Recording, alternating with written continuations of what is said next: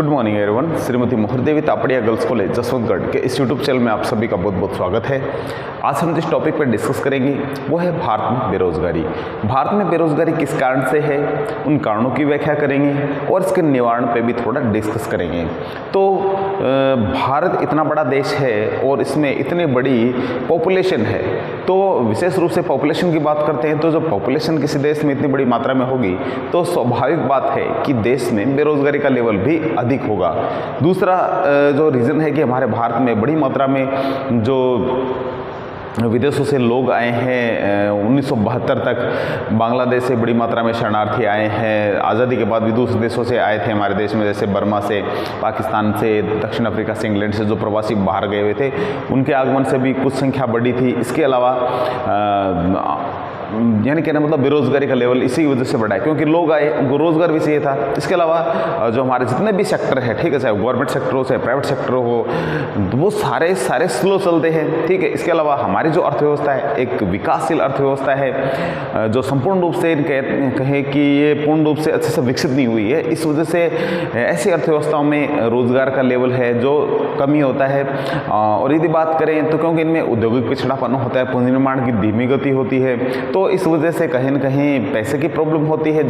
पैसे की प्रॉब्लम होगी तो उद्योग धंधे किस तरीके से काम कर पाएंगे। तो यही कारण है कि यहाँ अनएम्प्लॉयमेंट है जो ज़्यादा देखने को मिलता है। फिर भी हमने कुछ पॉइंट्स लिए जिनके आधार पर हम थोड़ा डिस्कस करेंगे कि ये कुछ रीजन्स हो सकते हैं भारत में बेरोजगारी के कारणों के।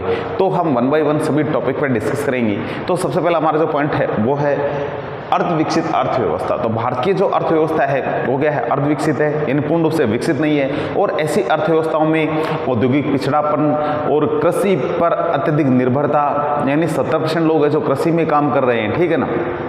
कृषि पर निर्भरता, औद्योगिक पिछड़ापन, पूंजी निर्माण की धीमी गति और औद्योगिकरण का अभाव, ये कुछ एक रीज़न होते हैं जिसकी वजह से क्या है, यहाँ बेरोजगारी का लेवल है जो ज़्यादा बढ़ा रहता है, ठीक है। तो ये पहला कारण ये रहा। दूसरा है कृषि की मौसमी प्रकृति।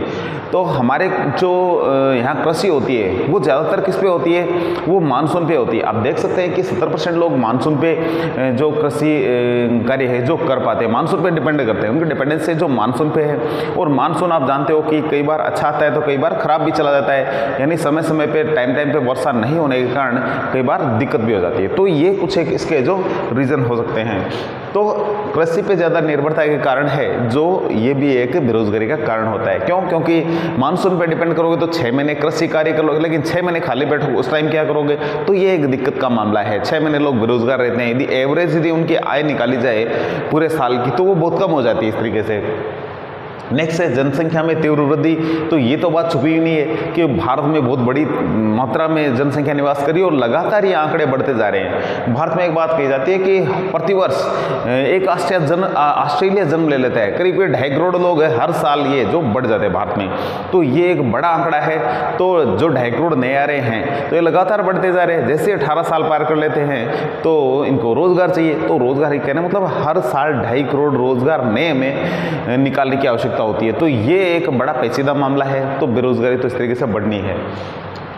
औद्योगिकरण का अभाव, औद्योगिकरण का मतलब है कि उद्योग धंधों में लगातार वृद्धि नहीं हो रही है। जो उद्योग धंधे हैं उनको किस तरीके से विकसित करना चाहिए, ये भी एक परेशानी का कारण है जिससे कि बेरोजगारी लगातार बनी रहती है। तो सरकार या जो प्राइवेट सेक्टर है या गवर्नमेंट सेक्टर है, सभी मिलकर इस तरीके से कुछ प्रयास करें जिससे कि क्या उद्योग धंधों में थोड़ा तेजी आएगी तो बड़ी मात्रा में प्रोडक्शन तो बाद में होगा, लेकिन लोगों को एम्प्लॉयमेंट मिलेगा तो प्रोडक्शन में भी वृद्धि होनी है।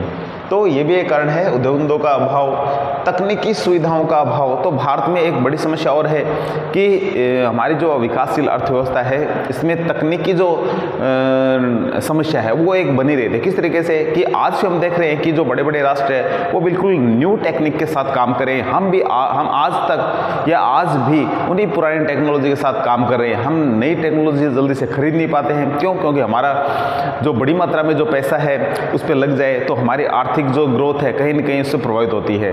हम जानते हैं कि हमारी जो टोटल जीडीपी है उसका 1/3 पार्ट यानी 33% है जो हम केवल पेट्रोल डीजल खरीदने में लगा देते हैं। तो ये भी एक बड़ी समस्या है कि हमारे देश में प्राकृतिक साधन है उनका अच्छे से प्रयोग नहीं हो रहा है, और प्रयोग नहीं होने के कारण भी एक ये भी रीज़न हम इसमें डाल सकते हैं कि हमारे देश में प्राकृतिक संसाधन उनका अच्छे से प्रयोग भी नहीं हो रहा है। इस कारण भी हमारे देश में बेरोजगारी का एक कारण हो सकता है, क्योंकि प्राकृतिक साधनों अच्छे से उपयोग होगा तो बड़ी मात्रा में पैसा आएगा और धंधे चलेंगे तो इससे रोजगार भी फैलेगा इससे। तो तकनीकी सुविधाओं की भी हमारे देश में कमी है। कहने मतलब आज भी हम पुरानी टेक्नोलॉजी से काम करें, आज भी हम देखते हैं कि खेतों में भी काम करें तो वो भी पुराने तरीके से, और छोटे छोटे लघु और कुटीर उद्योग है उनमें भी आप पुराने तरीके से काम देखने को मिलते हैं। न्यू टेक्नोलॉजी है उसको लोग अपना नहीं सकते क्योंकि न्यू टेक्नोलॉजी है जो महंगी है, इसलिए ये एक बड़ी दिक्कत का मामला है। श्रमिकों में गतिशीलता का अभाव, तो ये एक बड़ी परेशानी है कि भारत में जो श्रमिक है, ठीक है, वो धर्म, रीति रिवाज, पारिवारिक प्रेम, ठीक है, और संयुक्त परिवार प्रणाली, ये कुछ एक कारण है। और इसके अलावा भारत में विभिन्न प्रकार की भाषाएं अलग अलग बोली जाती है, तो ये एक बड़ा कारण होता है जिससे कि लोग हैं जो रोजगार नहीं कर पाते। सपोज करिए एक राजस्थान का व्यक्ति तमिलनाडु में उसको रोजगार मिला है, लेकिन वहाँ चला जाता है, वहाँ की लैंग्वेज तमिल है, वो नहीं जानता है, तो फिर वो कैसे कर पाएगा वहाँ का रोजगार। तो ये एक बड़ी समस्या है कि एक क्षेत्र से दूसरे क्षेत्र में यदि पलायन करना चाहे रोजगार के लिए तो भी वहाँ ये सारी दिक्कतें आती है। बोली भाषा अलग है, धर्म अलग है, रीति रिवाज अलग है, तो ये सारे के सारे जो बंधन है जो बेरोजगारी के कहीं ना कहीं कारण हो जाते हैं। लोग वहाँ पे अपने काम को अच्छे से कर नहीं पाते हैं और जल्दी वहाँ से चले जाते हैं, तो ये भी एक कारण रहा है। भारी संख्या में शरणार्थियों का आगमन, तो हमने बात करी कि भारत में बड़ी मात्रा में शरणार्थी आए। जैसे देश हमारा आज़ाद हुआ था 1947 में, तो यहाँ पर पाकिस्तान से भी बहुत सारे लोग आए थे, और दक्षिण अफ्रीका जो प्रवासी भारतीय पहले दक्षिण अफ्रीका में रह रहे थे, जब उनको पता चला कि देश ये अब आज़ाद हो गया, अलग हो गया, तो वो भी यहाँ आ गए थे बहुत सारे लोग। बर्मा में, यानी आज वर्तमान का म्यांमार, अभी पुराना नाम है उसका बर्मा है, तो वहाँ से भी बहुत बड़ी मात्रा में लोग आए थे इंडिया। इंग्लैंड में बहुत सारे लोग चले गए थे, उनको भी जैसे पता चला कि भारत अब आज़ाद हो गया है, तो उस कंडीशन में वो उन्होंने देखा कि भी अपने क्यों ना अपने देश में चले। तो इस तरीके से बड़ी मात्रा में जो प्रवासी थे वो भारत में आ गए थे, जो कि भारतीय थे पहले। और 1972 तक लगभग 2 करोड़ लोग हैं जो भारत में शरणार्थी के रूप में आए हुए हैं। इनमें से 1 करोड़ तो विशेष रूप से कहाँ से है, बांग्लादेश में 1971 के आसपास। तो ये जो टाइम था तो वहाँ 1 करोड़ लोग, जब आप सोच सकते हो कि बांग्लादेश से लोग आए हुए, तो एक बहुत बड़ी संख्या हो जाती है शरणार्थियों की। तो इनको रोजगार की तो आवश्यकता होगी, और ये इनके भी परिवार जैसे बढ़ेंगे। तो यदि आज की तारीख में देखें तो 72 के बाद में यदि 2 करोड़ शरणार्थी आए हैं, तो आज लगभग 50 साल हो चुके हैं, और 50 साल में बड़ी मात्रा में इनके परिवार भी फैले हैं, इनके बेटे बेटी, और बड़ी मात्रा में, तो कहना मतलब ये 2 करोड़ की पॉपुलेशन है, कहीं न कहीं ये 15 करोड़ के आसपास पहुंच गई। तो इतनी पॉपुलेशन को रोजगार की भी आवश्यकता होगी। तो ये कुछ एक जो समस्याएं रही है। तो नेक्स्ट हमारी बात करें स्त्रियों एवं सेवानिवृत्त व्यक्तियों द्वारा रोजगार की तलाश। अब पुराने टाइम में स्त्रियां बहुत कम काम करती थी, पुरुष व्यक्ति जो है ज़्यादा काम करते थे, तो रोजगार लगभग बना रहता था और ठीक ठाक काम चलता था। लेकिन वर्तमान हम देख रहे हैं कि महिलाएं भी उतनी ही अच्छे तरीके से काम की तलाश में जा रही है, उतने अच्छे तरीके से काम कर पा रही है, तो उनको भी रोजगार कहने मतलब उनकी वजह से रोजगार में कहीं ना कहीं कमी आई है। अदरवाइज ये जो रोजगार था, जैसे महिलाएं यदि जॉब नहीं करती तो ये पुरुषों को मिल जाता और वो परिवार को चला सकते थे। तो ये एक रीज़न मानते हैं। इसके अलावा सेवानिवृत्त जो लोग हैं, जो रिटायरमेंट हो चुके हैं, उनको भी थोड़ा और पैसे का लालच है, तो इस वजह से, या उनको अपना जो टाइम पास करना है, तो वो भी कोई रीज़न मान सकते हो इसके पीछे आप। तो वो लोग जब जॉब की तलाश में जाएंगे तो जो यंग जो लोग हैं उनको कैसे रोजगार मिलेगा। तो कहने का मतलब है जो महिलाएं हैं और जो सेवानिवृत्त लोग हैं उनके द्वारा रोजगार की तलाश में जाना एक बड़ा पेचीदा मामला है, क्योंकि इससे बड़ी मात्रा में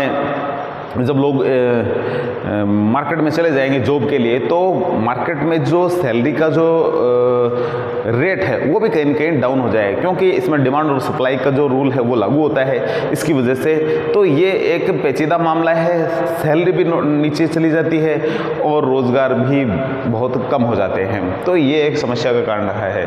नेक्स्ट पॉइंट है दोषपूर्ण शिक्षा पद्धति। हमारी ऐसी शिक्षा पद्धति है, इसमें लगातार अभी चेंजेस करने का प्रयास किया जा रहा है, लेकिन पूर्व में अभी तक जो भी शिक्षा पद्धति चली है वो हमें किसी भी दिशा में, अच्छी दिशा में लेकर नहीं जा रही है। हमारी जो शिक्षा पद्धति है, हमें 10वीं क्लास तक ये पता नहीं होता है कि हमें किस लाइन में जाना है, लेकिन आने वाले टाइम में जरूर इसमें सुधार होने की कुछ संभावना है।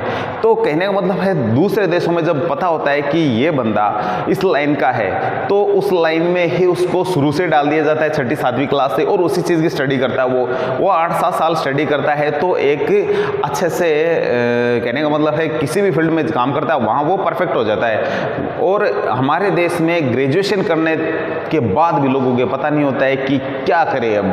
तो ये चीज़ें स्टार्टिंग से ही माइंड में डालनी चाहिए 6ठी 7वीं क्लास से ही, या कुछ ऐसे रोजगार परक जो काम है जो शिक्षा के साथ में चलाए जाने चाहिए जिससे कि लोगों को रोजगार मिले।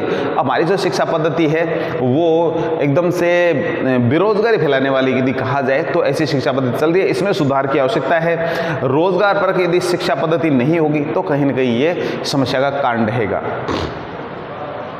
उसके बाद में मानव शक्ति नियोजन का अभाव। तो मानव शक्ति है, इसका सही प्रकार से प्लानिंग नहीं हो रहा है। मानव शक्ति भारत में बहुत है लेकिन सही से प्लानिंग नहीं होने के कारण भी बेरोजगारी बढ़ रही है।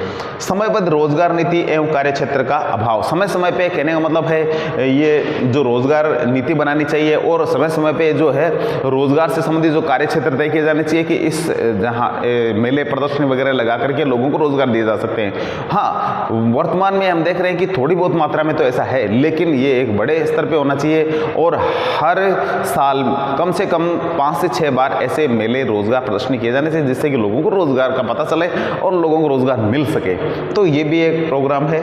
इसके अलावा लघु एवं कुटीर उद्योगों का पतन लगातार हम देख रहे हैं कि जो लघु एवं कुटीर उद्योग है उनका पतन होता जा रहा है। वापस पुनः दोबारा से पनपने की जो गति है वो बहुत ही स्लो है।